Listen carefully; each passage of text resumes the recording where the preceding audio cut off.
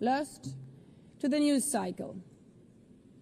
Like women in Democratic Republic of the Congo, shielding their daughters from armed groups, fearful they might be raped.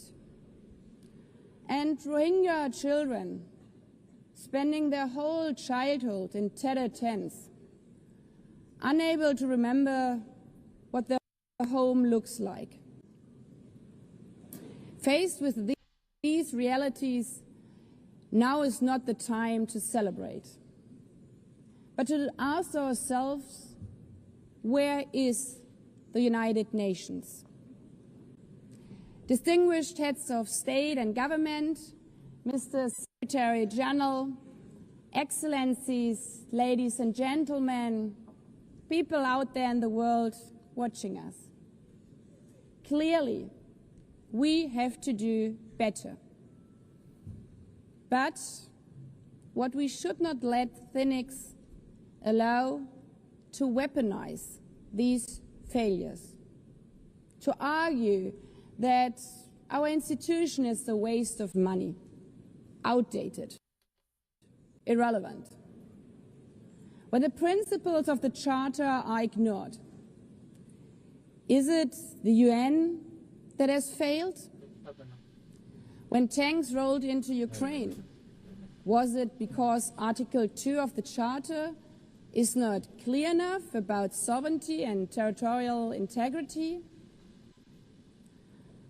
When civilians, children, are killed in Gaza, is it humanitarian law at fault for failing to protect them? It's not the Charter which fails.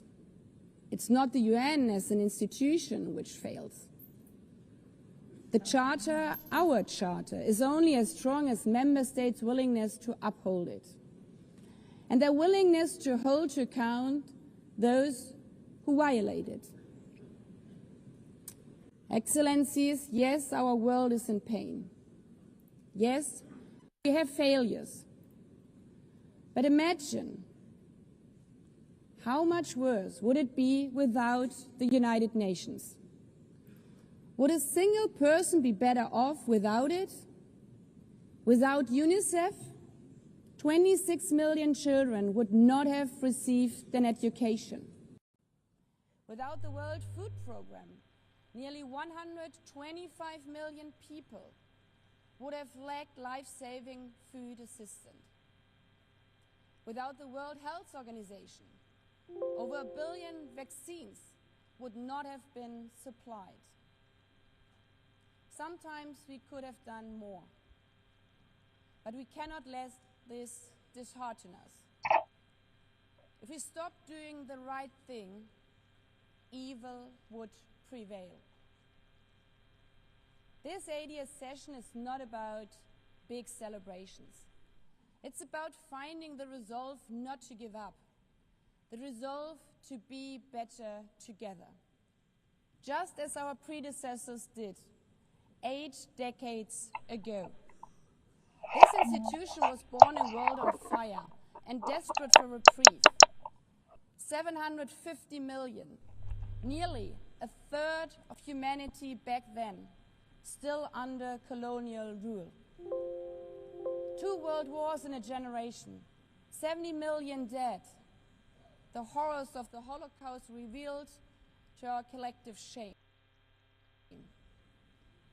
This was a generation that knew almost nothing but suffering and despair. The signing of the Charter in 1945 gave hope to millions, gave us a North Star that guided our path from the ashes of war, helped guide nations from colonial rule into independent states, helped end apartheid. Across the decades, the United Nations has been a compass pointing toward peace, humanity, and justice. We have not always succeeded, but the story of this institution is not a story of easy victories. It's a story of falling and rising, of pulling ourselves and each other back up and trying harder. We gather here for the 80th time, not for empty celebration, not out of ritual, not to hear our own voices. We gather to prove that this institution matters, and that through this institution, every nation represented here, no matter how big or small, can summon again the strength and unity first shown in San Francisco 80 years ago. The courage and resolve of world leaders, who even while some called them back then naive, believed they could build a better world from the wreckage of the old. In your will, or putting others down. True leadership is about lifting others up, not out of altruism, but for our mutual benefit, and even out of our self-interest. Because as our founders and every architect of peace since then has understood, helping others is what makes ultimately our own countries stronger.